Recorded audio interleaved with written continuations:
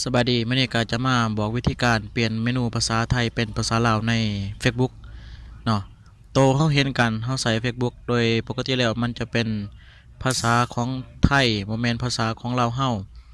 วันนี้เฮาก็จะมาสาธิตวิธีการเปลี่ยนเนาะจากเมนูต่างๆหั่นที่เป็นภาษาไทยมาเป็นภาษาลาวมันก็มีวิธีง่ายๆเนาะในการนำใส่บ่ยากฉะนั้นอันนี้แม่นจะให้เบิ่งก่อนว่ามันเป็นแนวใดเนาะ เมนูภาษาไทยคือนี่เป็นภาษาไทยเมนติทางข้างเนี่ยก็เป็นภาษาไทยเมนูต่างๆเป็นภาษาไทยหมดนี่มันนี่เฮาอยากให้มันเป็นภาษาลาวเฮาเนาะที่ว่าบางส่วนเมนูที่ว่ามันจะเป็นเนาะก็อยากให้มันเป็นภาษาลาวเฮาบ่อยากให้มันเป็นภาษาไทยว่าซั่นซะก็มีวิธีการเฮ็ดง่ายๆคำวิธีสามเหลี่ยมตัวนี้คลิกเข้าไป คลิกเข้าไปปุ๊บแล้วมาเลือกคำว่าการตั้งค่า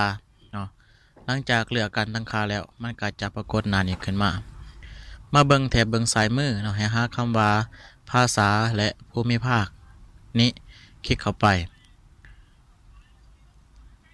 ก็จะปรากฏหน้าตาแบบนี้ขึ้นมาจากนั้นให้เจาะมาเบิ่งนี่ภาษาของ Facebook เนาะนี่แล้วก็เลื่อนมาที่คำว่าภาษาไทยตอนนี้เป็นภาษาไทยเพราะมองนี้เนาะมันนี้เข้ามาแกะเป็นภาษาลาวเนาะกับวิธีเบื้องขวามือนี้จะมีคำว่าแกะไข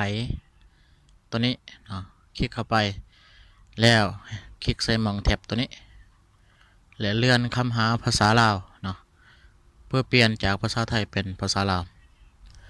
คลิกใส่ภาษาลาวเนาะหลังจากคลิกเข้าไปปุ๊บตัวนี้ถือว่า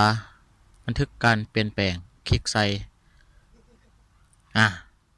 รอทาในหนึ่งเน็ตพันห้าไว้แน่เรียบร้อยเนาะวันนี้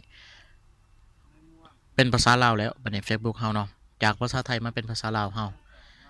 กับวิธีการนำใส่กับแมนง่ายๆสำนี้เนาะคลิกเข้าไปนี่น่ารักสั่งต่างๆเมื่อนี้เป็นวันเกิดเนี่ยก็เป็นภาษาลาวหมด